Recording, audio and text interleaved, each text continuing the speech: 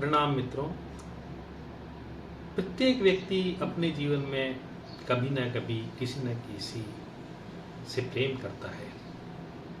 माँ बाप अपने बच्चों को करते हैं, बच्चे अपने माँ बाप को करते हैं, प्रेमी प्रेमिका को करता है, प्रेमिका प्रेमी को करती है।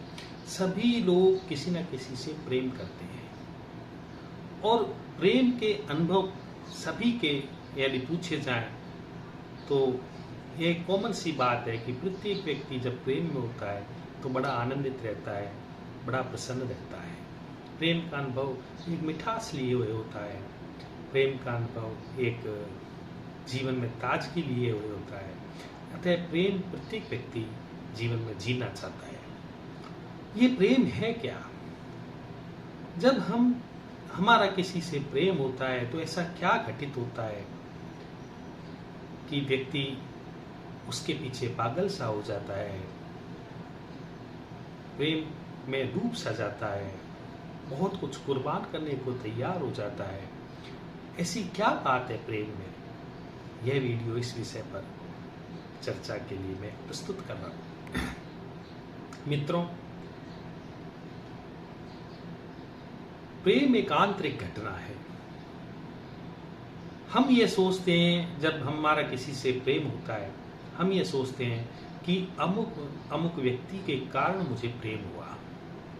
हमें यह पता नहीं होता कि प्रेम हमारे भीतर सदा से ही विद्यमान है, सदा से ही उपस्थित है। लेकिन चूंकि हमारे संस्कार, हमारी समाज, हमारी शिक्षा सभी मूलतः प्रेम की विरोधी हैं, प्रेम के खतरों से थोड़ी भयभीत हैं, इसलिए प्रेम को हम सदा दबाते रहे हैं। प्रेम को हमें खुल करके करने का कभी मौका समाज ने, शिक्षा ने, परिवार इत्यादि ने नहीं दिया है। अतः हमें लगता है कि किसी बाहरी व्यक्ति के कारण हमारे भीतर प्रेम हुआ है, लेकिन प्रेम हमारे भीतर सदा से ही मौजूद था, लेकिन हमने उसे दबा दिया था। और जब कोई व्यक्ति जिससे हमारा प्रेम होता है, वह व्यक्ति जब सामने आता है, वह व्यक्ति जब हमारे संपर्क में आता है, तो वह व्यक्ति उसी दबी हुई ऊर्जा का प्रस्तुत करने के लिए माध्यम बनता है, जिसे हम प्रेम कहते हैं। उसी मिठास को वह उभारता है, जिसे हम प्रेम कहते हैं। यानी वह व्यक्ति एक माध्यम बनता है हमारे भीतर के प्रेम को प्रकट करने का।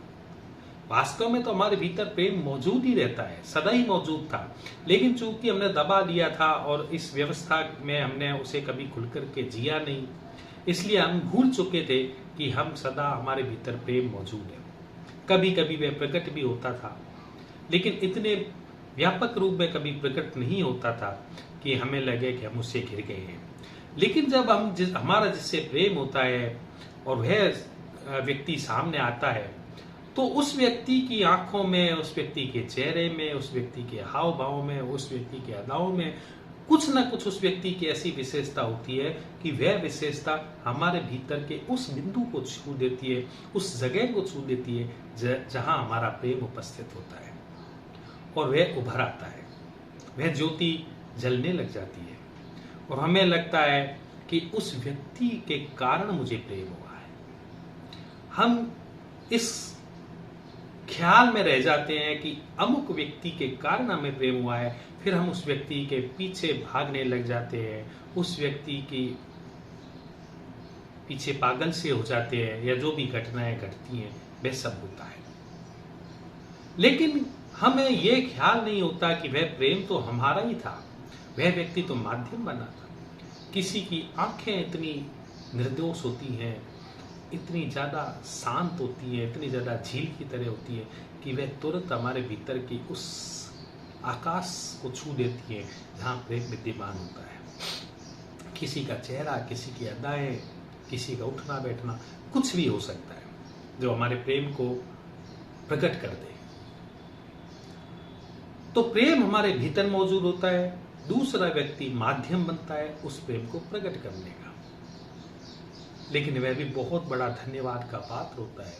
उस व्यक्ति के माध्यम से हम अध्यात्म के शिखर को छू सकते हैं। उस व्यक्ति के माध्यम से हम प्रेम की उन ऊंचाइयों को छू सकते हैं जहां प्रेम हमारा संपूर्ण जगत में फैल जाता है। उस प्रेम को जो भी प्रकट करता है वह व्यक्ति बहुत बहुत धन्यवाद का पात्र होता है। लेकिन उस व्यक्ति के पीछे ही हम प्रेम का सारा खेल मान लेते हैं, इसलिए या तो उस व्यक्ति के इतने हम संपर्क में आ जाते हैं कि उस प्रेम को भी हम अपनी इच्छाओं, अपनी वासनाओं, अपने व्यवहार इत्यादि से गड्ढा कर देते हैं, और या फिर उस व्यक्ति से इतना दूर हो जाते हैं कि उस गम में हमको लगता है कि जैसे हमारा सब कुछ खो गया। लेकिन वह व्यक्ति माध्यम बना था हमारे भीतर के प्रेम को प्रकट करने का, और उस प्रेम को एक माध्यम बनाया जा सकता था फैलाने का। अपने भीतर की एक ज्योति को हम फैला करके पूरे जीवन को प्रकाशित कर सकते थे, हमारे पूरे अंतरतम को हम प्रकाशित कर सकते थे। वह एक ज्योति इतनी ज्यादा हमारे लिए उपयोगी हो सकती है मित्रों कि वह हमारे पूरे अंतरतम को प्रकाशित कर सकती है। एक छोटी सी किरण प्रेम की यदि हमारे भीतर उतरती है और उस किरण का हम ठीक ठीक उपयोग कर लें, उस किरण को हम भीतर समझने की कोशिश करें, अपने भीतर देखने की कोशिश करें, उसकी मिठास को भीतर महसूस करें, उसके प्यारेपन को भीतर महसूस करें। व्यक्ति कोई भी माध्यम बना हो, लेकिन जो भीतर हमारे घटना घटी है उस व्यक्ति के कारण, उस भीतर की घटना के साथ हम हुए, उस घटना का सम्मान करें, उस घटना के साथ बहें, उस घटना के साथ नाचें, उस घटना के साथ आनंदित हों, तो वह घटना फैलने लग जाती है, वह अंतरतम की ज्योति फैलने लग जाती है। क्योंकि मूलतः तो वह अंतरतम की ज्योति फैलने के लिए ही थी, लेकिन हमने उसको दबा लिया था।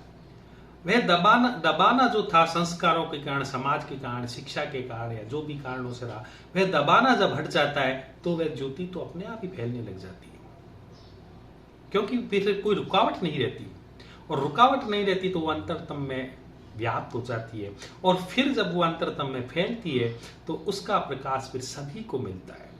फिर वह प्रेम एक व्यक्ति तक सीमित नहीं रहता, फिर हमारे भीतर वह प्रेम प्रकट होता है, और जब भीतर प्रेम प्रकट होता है तो फिर उसका लाभ सभी को मिलता है। हम जहां भी बैठते हैं लोग उस प्रेम को महसूस करेंगे, हम खुद प्रेम पूर्ण होने लग जाते हैं। अब हमें किसी व्यक्ति की आवश्यकता नहीं होती है, हम स्वयं प्रेम पूर्ण होने लग जाते हैं, और हम स्वयं प्रेम पूर्ण होने लग जाते हैं तो प्रत्येक व्यक्ति हमारे भीतर जो भी निकट आता है वो हमारे प्रेम को महसूस करता है।